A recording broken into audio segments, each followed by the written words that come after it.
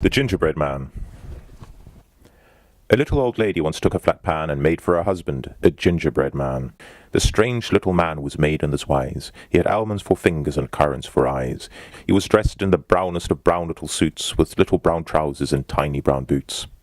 As the man to her husband the old lady bore, he suddenly jumped from the pan to the floor, and scampered as fast as his little brown feet would carry him into the quaint little street. The old lady's husband, who wanted a bite, ran out to prevent Mr. Gingerbread's flight. The good wife came after, but quicker than she was a brisk little dog who was out for a spree. The little brown man cared never a pin. He ran past the dog, crying out with a grin, while doggy barked loudly, and they all ran. "You cannot catch me, I'm the gingerbread man." The little old lady ran well in the hunt, and so did her husband, with doggy in front. But the gingerbread man laughed aloud in his glee. "Though you all may be clever, you cannot catch me." A big tabby cat with a very fierce face saw Gingerbread coming, and took up the chase. A sturdy policeman, slow pacing his beat, fell in with the others and raced down the street. All shouted as loud as they could while they ran, "Stop thief! He's a runaway gingerbread man!" The little brown man ran quicker and quicker. The crowd at his heels grew thicker and thicker. All shouted as loud as they could while they ran, "Stop thief! He's a runaway gingerbread man!" They chased him for many and many a mile, but Gingerbread Man ran in wonderful style. Sighed the policeman, "I wonder if ever we can catch up with this fleet-footed gingerbread man." A dapper young soldier next took up the chase, though nothing he knew of the facts of the case. Then a horse with a nigh bounded into the throng, and with clattering hoofs galloped madly along. Uphill and downhill the race did not pause, for all were determined to stick to the cause. With ease did the gingerbread man keep ahead, but many behind him were very near dead.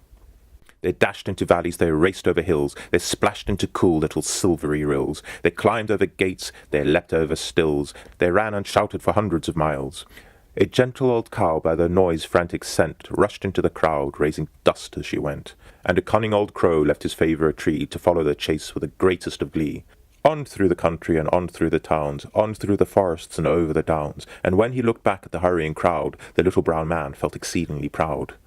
The dog and the cat, the horse and the cow, the crow and the soldier were all panting now. The little old lady was wary indeed, although she kept on at marvellous speed. A sleepy-eyed owl woke and stared at the sight, then, spreading his wings, joined Jim Crow in the flight. Some threshers at work in a barnyard with flails took quick to their heels and leapt over the rails.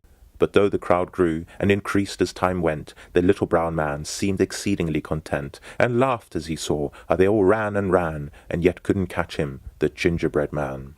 He capered and frolicked, he shouted with glee, "For all you so many, you cannot catch me, although you are running as fast as you can. I'm faster, for I am the gingerbread man."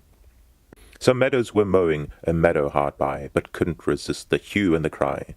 What shrieking and shouting arose as they sped, in chase of the man made of sweet gingerbread. Some fell on their faces hard pushed from behind, but picked themselves up, not one seemed to mind. The threshers, the mowers, the horse and the crow were all out of breath, but continued to go. But the cat and the dog, although hot, did their best, and ran with their tongues out in front of the rest. In fact, with such zeal and such vigour they ran, they might have caught up with the gingerbread man, when all of a sudden he turned to the right, scrambled over a wall, and was lost out of sight. But there was a river with rushes and rooks, and high on the bank said a cunning old fox. "Oh, where are you going, my gingerbread man?" asked the fox. "I will help you along if I can. Although I'm a fox, I can swim like a fish, and will take you across on my back if you wish." The little brown man thanked the fox with a bow, and said, "If you're ready, I'll go with you now." He jumped on his muzzle in less than a trice.